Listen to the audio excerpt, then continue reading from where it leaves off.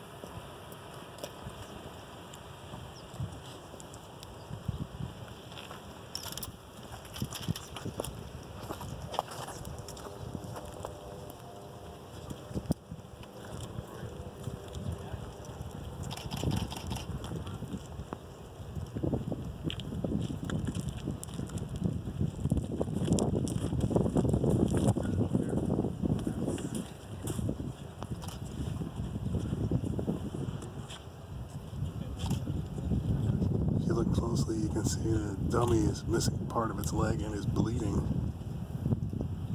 One of the first uses of this practice dummy that mimics injuries, including gunshot wounds, and actually bleeds.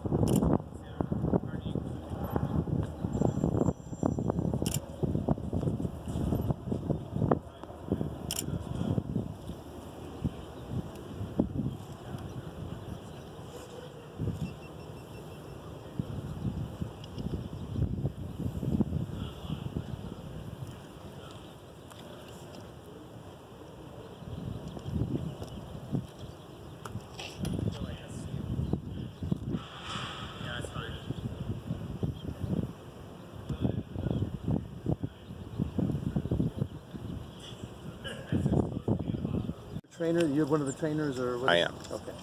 So tell us a little bit about some of the training you guys are going to be having today and why it's important.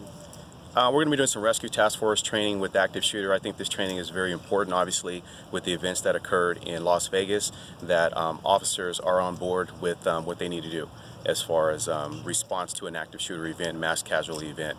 It's important that officers have a game plan prior to the event instead of on the day of, so that way we can be effective and then we can help people and save lives. That's the main focus of this training today. So in these scenarios, how realistic are they to a real situation, and what do these officers take from this training? They're going to be very realistic, and they're going to take the officers take this training very seriously.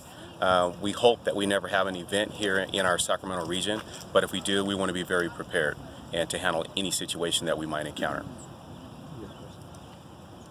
How difficult is it when you do encounter some of these situations? I mean, I don't think we had one like this in Sacramento. We've had, officer shootings and all that. So, talk a little bit about the stress involved and what needs, what this training will help them with. I think it's going to be very chaotic. It's going to be very stressful for the officers to deal with a situation like this.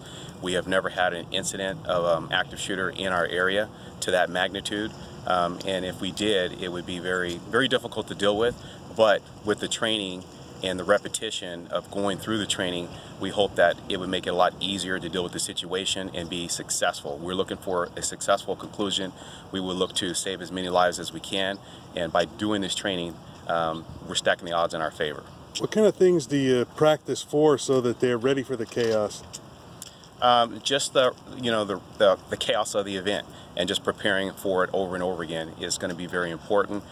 Making sure the officers know what their tasks are going to be, making sure that the fire is on board as well, making sure that we have unified command, everyone knows what they're doing. Everyone has to know what their job is going to be prior to the event, and just constantly practice and train on that, so when it does happen, they know exactly what they have to do, which is going to be very important. Can you give us a couple of examples of those different tasks they have to perform in a situation like that? Well, I think obviously if we had an active shooter, then we got to deal with the active shooter first. That's number one.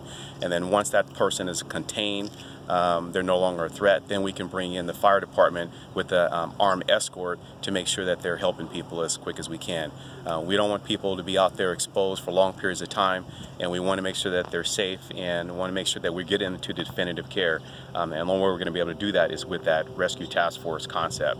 The other things that will be going on is unified command, making sure that the fire department and law enforcement are interacting together, and then making sure that we're just on board with everything that we need to do. It's going to be a huge undertaking that would just take a lot of resources and organizing those resources. So in a mass shooting situation, then, how do your deputies need firefighters to behave so that everybody can do their jobs without interfering with what you're trying to accomplish? I think it's just trusting each other and trusting that we're going to keep them safe and protected, and that we're going to trust that they're going to do their jobs and help people and just work cohesively together is the main thing that we're going to look to do. extra training on these types of injuries? That is true. We have extensive training on combat care that addresses specifically gunshot wounds and penetrating trauma. What can you tell us about this new training dummy you'll be using? I can't tell you a whole lot because I actually haven't used it yet, but I know it's very realistic. Will provide us phenomenal training as far as close to realistic training as we can have, as far as stopping bleeding, doing some actual wound packing and tourniquet application, so we can see what it takes to actually do it in real life. Yeah, as I understand it, this thing not only mimics gunshot wounds, but it bleeds. It does bleed, yep. Bleeds. Does it breathe? Nope, it does bleed. Sorry, I don't know anything about this, That's man. cool. It's all right, we'll all find out today. Yeah. How closely are you working with law enforcement in an incident like this? We'll be working very closely with law enforcement. We train here with Sacramento Sheriff's Department at least 3 times a month.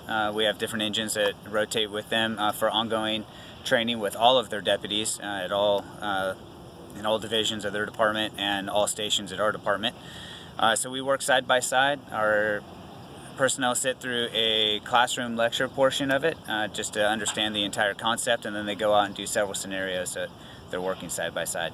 And then in a scenario, you're pretty dependent upon each other to get the Absolutely dependent. We both have, both police and fire have different missions, different training, but we're put together as a task force to complete, the same mission, which is to save lives. So the law enforcement side has quite a bit of tactical experience, whereas the fire side, we have medical experience. So we rely on each other to get the mission done. And so what kind of communication challenges can come up? I know you have unified command, but what are the sort of hurdles that you face in a situation as far as communicating with each other? Communications are always going to be a challenge in any incident, and it's no different on one of these. Police and fire typically speak a different language on the radio. So we've addressed that by keeping all of us on our own channels, and we solve most terminology discrepancies with having face-to-face communication with our unified command. So we have commanders at the command post who can fix any questions or issues with communication before it goes out over the radio to hundreds of officers or firefighters. To answer your question. Sergeant, tell us a little bit about the reason you get together with Sac Metro Fire to do these joint trainings. So today we're getting together with Metro Fire. Today we're getting together with both of our training people from our organizations to highlight and make sure that we have the cohesiveness that we need in order to perform efficiently on operations that may require the response of a rescue task force. What kind of exercises are we going to be doing today? So today we're mainly showing how we do and how we utilize the rescue task force in our region and how we respond as both agencies under a unified command to incidents involving either intentional mass casualty incidents or active shooter or officer down rescue. How many personnel are we talking about? So today we have approximately 16 officers here, as well as additional personnel from Sacramento Metro Fire Department. Out of the training that they're doing, what would be the most difficult? Which one's the most important? All this training is important. It's important not only to us as a department, but collaboratively with both agencies and to our communities. It's a huge benefit to our communities when we have incidents that may evolve into something where we would need to use this type of response. What's your guys' objective for today? So our objective today is to showcase our abilities to the community and help them have an understanding of what to expect when we respond to incidents like this. Also, it's to build cohesiveness between both of our organizations and maintain that our training proficiency. Today we have both the trainers getting together from our organizations. So we have trainers that teach personnel from the Sheriff's Department as well as personnel from the Fire Department who can interact with each other and maintain their communication. How long have you guys been doing this training for? So we've been doing this training for probably about 4 years. Recently, within the last year, we've maintained an agreement with Metro Fire to teach it on the academy level, both at the Sheriff's Academy and the Fire Academy. So both organizations from the beginning, at the onset of one firefighter or a law enforcement career, they can get that and maintain that training throughout their career. So one of the things we learned about after 9/11 was the need for interoperability of communications. It's been a long time since that happened. How would you say we've improved in Sacramento County with that? I think we've improved drastically from 9/11. I mean, that's been a long time. We've evolved, and we evolve after every incident. Every major incident, we learn something. And we try to dissect the incidents as they've occurred and try to learn something from every single incident that can improve our response to our community. And one of the things I know you said you're focused on today is this intercommunication between the agencies. Talk a little bit about why that's important to have that in practice. So it's important so we can understand how both organizations are going to respond, how they're moving and where they're moving, and understanding that movement. We communicate via radio. Since 9/11, we've, instead of using code when we talk and work under a unified command such as this, we'll use plain language, and that helps us communicate and helps both organizations understand what the other is doing. Is there any difficulty when you're working under a unified command in determining who should be in charge, not only of communications, but of deciding who goes where and when? That's something that we've worked together on, and since we have developed an understanding of how both organizations work, it's improved that, and we don't really have a lot of issues when those types of things take place.